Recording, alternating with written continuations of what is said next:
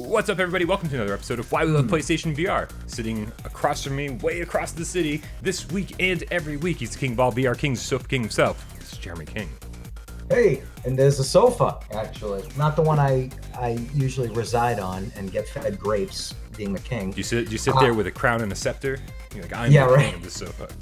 Right. And nobody brings me anything. God damn. And then sitting across the town from this week and every week until the virus has cleared the air is Brian Paul. Thank you so much. I appreciate the applause. And every week on Why We Love PlayStation VR, we dip into the PSVR archive. We pull out a game at random. We dust the blow off of it. We play the crap out of it. We see if it's been given any love by the developers, any updates, any DLC, and then we let you know, the little game cats, whether it's worth your time. Of course, we're continuing our never-ending quest to find all the PSVR hidden gems, the hidden crap, the hidden everything, the stuff that you probably never heard of. We're going way, way deep during these dark, dark days. Wicked. Whoa. Yeah. Jeremy, what game did we decide to play this week? We did Leave the Nest. Leave the Nest by KO Interactive? KO. We'll go with KO. Yeah. Released March 14th, 2017 for $12.99. Jeremy, what kind of game is Leave the Nest? Yeah. Best way to describe this, if there's copyright issues, but it's Flappy Birds. It's Flappy Bird VR. Flappy Birds in VR. Yeah, without a doubt. Flappy Bird was a little bit of an addiction of mine at one point. Everybody kind of made fun of Flappy Bird, but man, it was a solid arcade game. It took a very, very simple concept. It's still the green warp pipes from Mario. And I think maybe an Angry Bird, and all you did was tap the screen and try to avoid obstacles. That's all you did. Yeah. Real quick, in December of 2018, KO Interactive announced there was nothing that I couldn't find any games they made before this or after this, but in 2018 they announced in December that Leave the Nest was going to come to Nintendo Switch, but then they were never heard from again. Really? I searched the Switch store, I searched online. It looks like that game never happened, which is probably for the best, because I think we're going to talk about this. I think without VR, this game is I can't imagine the appeal. But we'll talk more about that in just a second. Take off the little Joy-Con controllers and flap them. There you go. It does have like gyro, whatever. Yeah. Anyways. So Leave the Nest is Flappy Bird VR, basically. Yeah. How does that work? Talk to me. All right. Well, there's a few different control schemes in this game, and we'll discuss the one that probably the majority of people would play this game with. So it's pretty simple. You got your move control, and then you can go like this and flap your wings, and it doesn't propel you forward or backwards or anything like that. Right. It just increases your height, if you will. So you flap, you go higher, and then if you press down on the directional button, you dive down. And then the triggers would make you switch lanes, basically, because it's like basically 3 lanes, middle, left, and right. And then you avoid the objects by switching which lane you're in as you increase or decrease your altitude to avoid objects and collect items. So you started off by talking about the move controllers, which makes me very happy. Yeah. Is that how you played this game? After a while, Jeremy's becoming quite the robust researcher, so I wanted to see what the other control scheme was like. Yeah. So I went to the DualShock, and with that, basically, you tap the X button, and that acts as you waving your hands around, so that increases your altitude, but doesn't decrease. You got to hit the down directional button to dive down, and the L1 and R1 switch the lanes. And the up directional button uses whatever bird special ability there might be. Did you have a preference? With control scheme, I found that using the DualShock with switching lanes with the directional button and diving with the directional and using the X to control my altitude was my preferred control scheme. Yeah, this game can get very difficult, and so you're making a lot of twitchy, very quick reactionary motions, and so actually having your arms out and flapping them, and then trying to remember, hitting this trigger to go right, this trigger to go left. It's a little much, man. And I think I'm glad it's there because it's goofy and it's fun. But man, it makes for a tough critic. I mean, like I was so mean to myself. I'm like, Jeremy, what the fuck, man? You know, because like you're an idiot. You know, like I was getting so because I would mean to flap and I would change lanes. I'm like, the fuck are you doing, you fucking idiot? I mean, like I would be a bad teacher. Oh, Holy shit. The class, somebody 2 + 2 = 5. I'd be like, you fucking moron, you know. Well, not really. I have kids. I'm very nice to them. I'm just joking. But this game, no, I was such a tough critic on myself. But yes, I mean, you're constantly making switch movements and you hit the wrong thing and you're done. You're back in the nest. You didn't leave it. This is very, very much just like Flappy Bird, very much an arcade game, and the idea is to get a high score. Right? It's not to complete levels, because that's really, I don't know if you can complete levels. I think it's all about how far into the level you make it. And so there's basically in the top left-hand corner of your screen, there's a score that's increasing, and it's based on the distance you've traveled. Now, the way to make that score go up faster is by collecting coins. Every time you get 10 coins, or the equivalent of 10 coins, because there's bronze, silver, and gold coins, which all have different values. But every time you hit 10, your multiplier goes up. So every time you travel like another meter, at first it's just going 1 point, 2 points, 3 points, 4 points. But then that multiplier starts going up, and you're getting 10, 20, 30, 40 points at a time. And so you want to collect as many coins as you can to get that multiplier up, and then you also have a timer that's ticking down, and the timer's ticking down from like a minute or something. I can't remember exactly how much time you start with, but you collect clocks, which give you time bonuses. I can't say that without thinking of, is it Virtua Racer? It's time bonus. I don't know. Yeah. So those are the two major things you want to be doing the entire time: is collecting coins, collecting clocks, to go as far as you can, as long as you can, with as many coins as you can, to get the highest score. And that is essentially the core premise of the entire game. Yeah. I still never understood the train tracks, the 2 train bridges that you were flying between. You know what I mean? Always. And once in a while they go by. I was hoping you could like swoop in and swoop around the train, but no, I was just there. First of all, did you feel like you were riding like some magnificent bird beast? Because you look down and there's the huge bird head, and then the left and the right and the wings, they're down here. They're not like, you're not the bird. It looks like you're riding the bird, you know? Some weird Wizard of Oz creature. I think we inadvertently got into my first major criticism of this game, which is, what's that? Which is, you're not the bird. Right? It looks like you're almost like straddling the beak. You basically, you look down, like you said, it's the head of the bird. So it's almost like you're straddling his neck. Yeah. And the problem with that is that doesn't give you, as the player, a very good idea of the dimensions of the bird, of your hitbox. Yep. So you're traveling through this world and you're dodging the obstacles. You're switching lanes. You're like, oh, there's a tree, so go to the left. And then you get past the tree, and then you want to go back to the right. And we all know we like to know the size of our hitbox. That's right. That's what we all like to know. That's right. The problem is that how many times did you avoid that tree and then switch back to the lane just to find out that your tail feathers hit that tree that you just avoided? And fucking game over right there. Right. Yeah. Unbelievable. Or even it's like your hit detection was so off because you're like, how did I miss that clock? Like, it was like, here it is. And then you're like, oh, and you're like, how did I not get that clock? But then like the green of one of the bushes of the tree, you avoided it and you're in the nest. And you're like, how the fuck did I hit that? Yeah. But I missed the clock.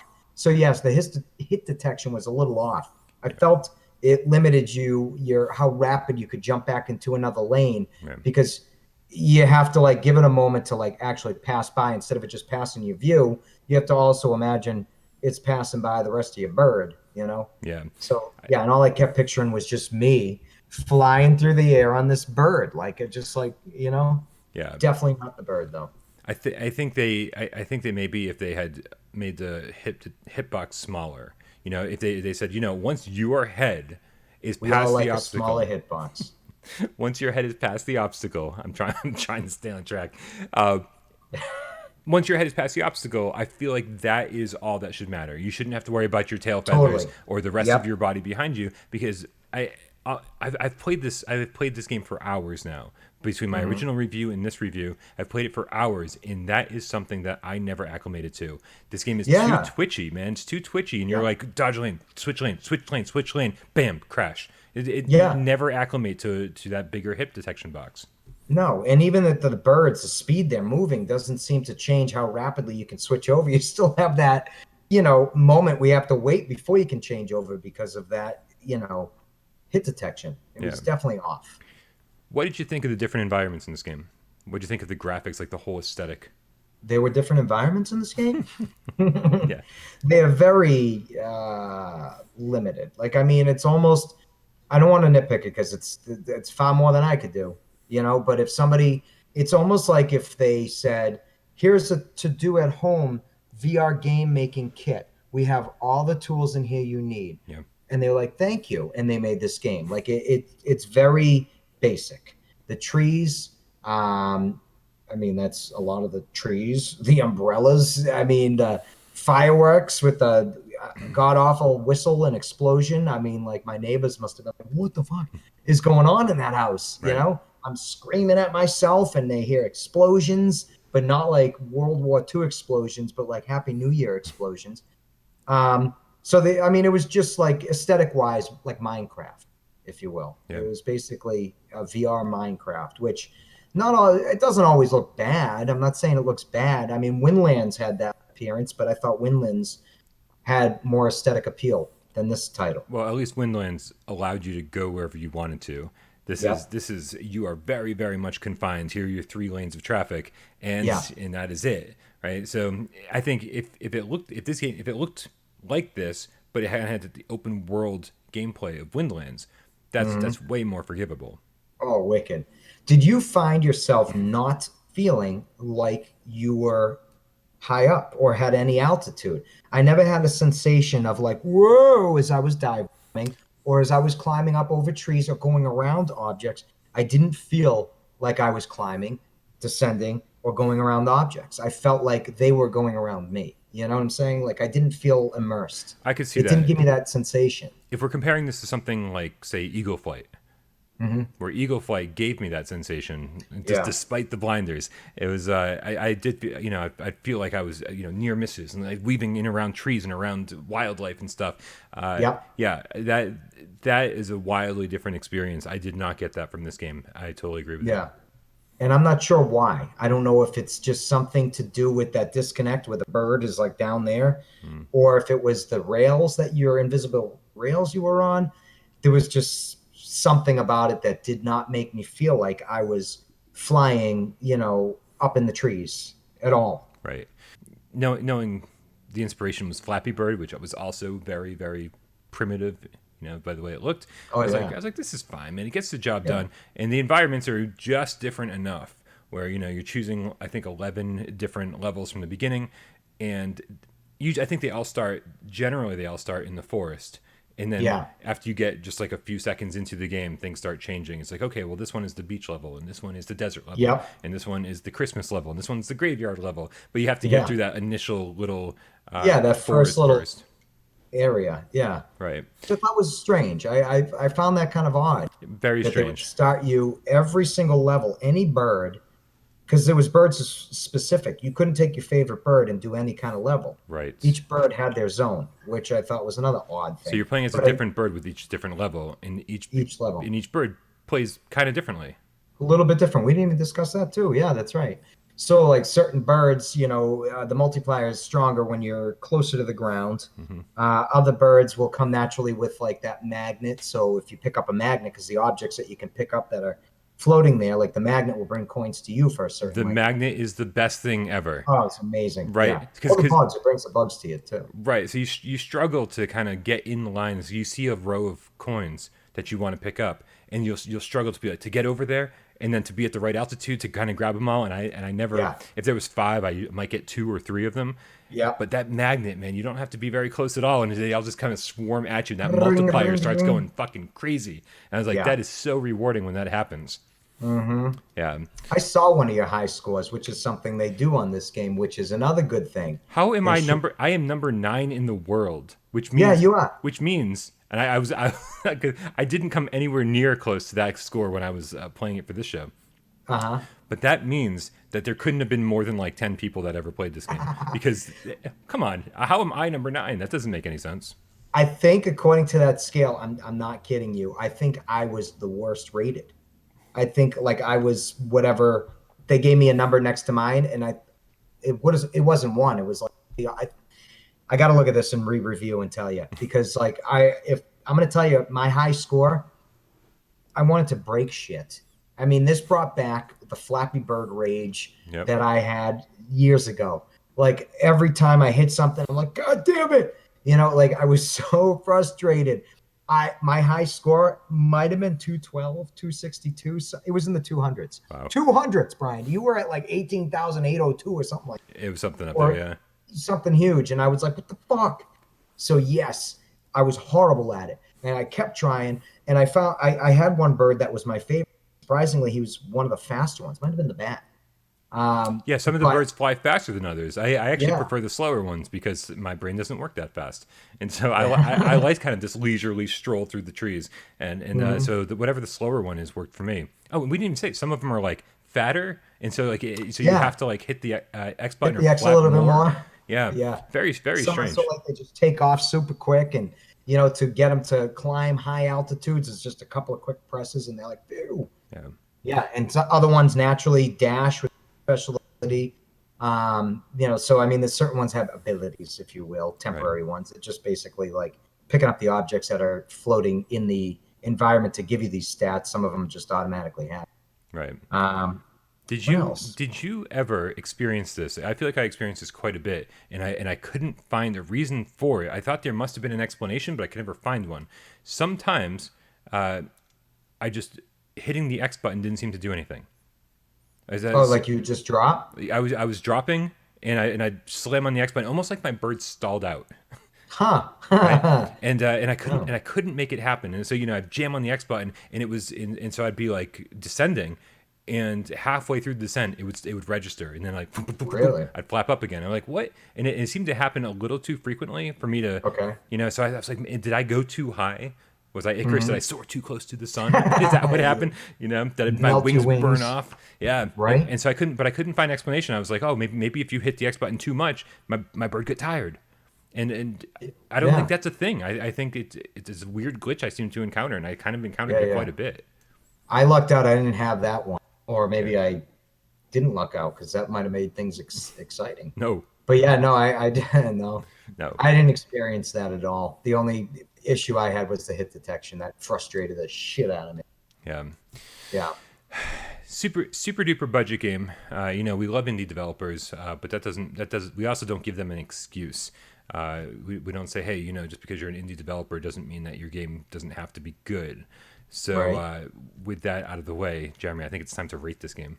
That's what I say to my kids when they draw a picture. I'm like, just because you're 4 doesn't mean I'm hanging there. Get up. But no, they're beyond 4. I'm kidding. You're like, People are gonna believe me. Yeah, they think you're the worst person ever. I know. Like, you're like, I'm sorry, only Ansel Adams adorns my refrigerator. And they don't realize what a complete sucker I am. Oh my God. My kid, I can't even like, I remember one time my ex-wife, we had to, Sadie, my eldest, had to give blood, and I was supposed to distract her and read her a book while the doctor poked her to get blood when she was like 5 or 6.